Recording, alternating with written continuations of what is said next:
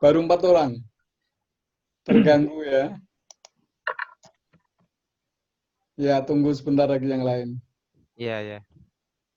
Nggak tahu tadi ID saya kok invalid katanya. Oh, Salah mungkin. mungkin karena lagi saving recordnya, Prof. Oh, ini juga direkod sudah ya? Iya. Ini sudah saya record.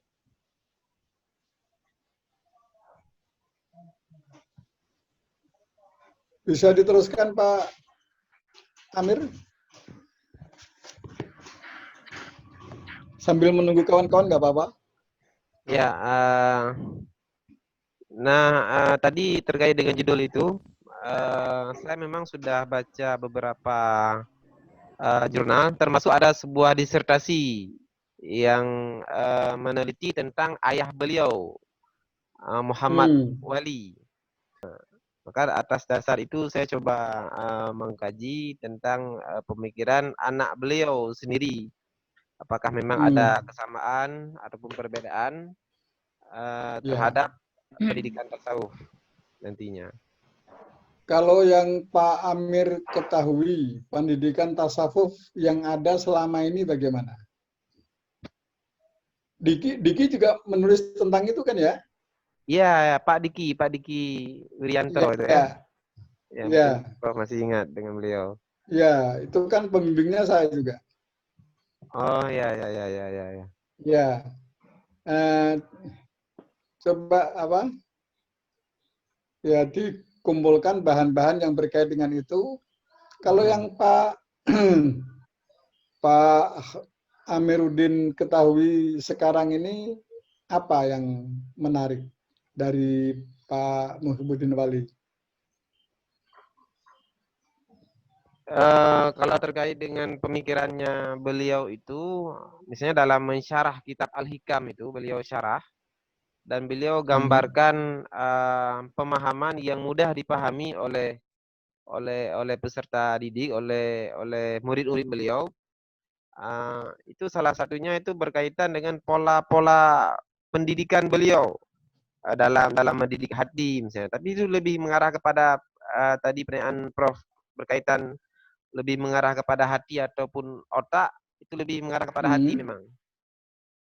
Hmm. Nah, sekarang kalau bisa ditemukan hati yang dipahami oleh beliau itu apa? Apakah hati yang dipahami beliau sama dengan hati menurut pemikiran Ghazali misalnya? Ya, Terus ya, ya. menurut pemikiran yang lain lagi. Mm, Begitu. mm.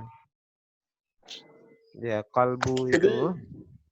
Jadi intinya begini, intinya Pak Amiruddin mencoba menemukan ini yang masih kosong apa ini. Itu harus dikejar terus. Harus ketemu. Ya, jadi tidak cukup dengan asal pendidikan tasawuf, itu maksud saya. Oh, ya, Oke, ya, ya, dia ya, ya, ya. mengenai pendidikan hati itu, tapi hati yang bagaimana yang apa konsep hati Pak Muhyiddin Wali itu apakah sama dengan pemahaman yang dipahami oleh Al-Ghazali atau mungkin Nuruddin atau atau siapa gitu loh. Ya, ya, ya, Nah ya, itu. ya. Ya, Karena memang itu mungkin mungkin nanti kan ada juga praktek-praktek apa ritual ininya ya, apanya torikohnya. tarikatnya. Nah, misalnya mengapa menggunakan torikoh yang model begitu, nanti model apa lagi begitu. Apa Naqsyabandiyah. perbedaan-perbedaan tarikah itu kan berarti harus apa karena perbedaan pemahaman terhadap hati. Mm, mm, mm, mm. Nah itu hati itu kalau di dalam Al-Quran apa ya? Kalbu ya. Kal. Tapi apa betul? Hati, kolb itu artinya apa? Jantung ya? Iya. Nah, itu nanti Pak Amiruddin lacak itu. Iya, iya, iya, iya, iya, iya. Ya kan, kolb dalam pengertian hati itu apa? Hati liver apa hati apa itu? Nah, itu juga harus dipastikan. Kira-kira pemahamannya apa itu? Ya, Prof. Iya kan? Ya, Prof.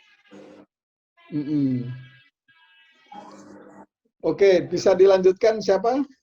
Bu Maria Ulfa.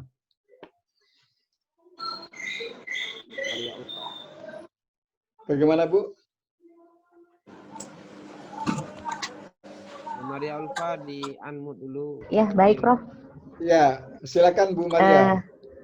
Saya masih tetap dengan yang lama yang sebelumnya kita bahas sebelumnya pada pertemuan saat Prof ke Aceh. Itu masih tertarik mengambil internalisasi sesuai dengan yang Prof sarankan saat itu ya. Internalisasi nilai keislaman dalam pembelajaran matematika untuk jadi di sini sektor Islami di Provinsi Aceh gitu, Prof. Nah, jadi sebelumnya itu yang itu juga recommended dari Prof sendiri saat itu gitu. Hanya saja di sini saya masih sedikit terkendala dan ini yang kita ambil tadi kan dalam konteks di Provinsi Aceh. Ini untuk sumber primer itu saya masih sedikit bingung ini, Prof. Mohon arahannya. Apakah nanti di sini yang kita ambil jenjangnya misalkan dalam tingkat apakah aliyah saja atau keseluruhan atau jenjang dasar, bagaimana itu, Prof? Untuk mengambil sumber primer yang akan kita lakukan penelitian ke depan. Bu Maria Ulfa juga mungkin jadi bisa. Di sini internalisasi nilai keislaman dalam pembelajaran matematika untuk mewujudkan generasi berkarakter Islami di Provinsi Aceh. Jadi coba dengan sumber primer yang akan dijadikan. Coba Bu. Ya, Prof. Halo. Bu Maria? Ya, halo Prof. Coba ya, Prof, seandainya Ibu menemukan siapa tokoh ahli matematika Islam? Tokoh matematika Islam yang maksudnya yang sebelumnya atau yang terbaru gitu.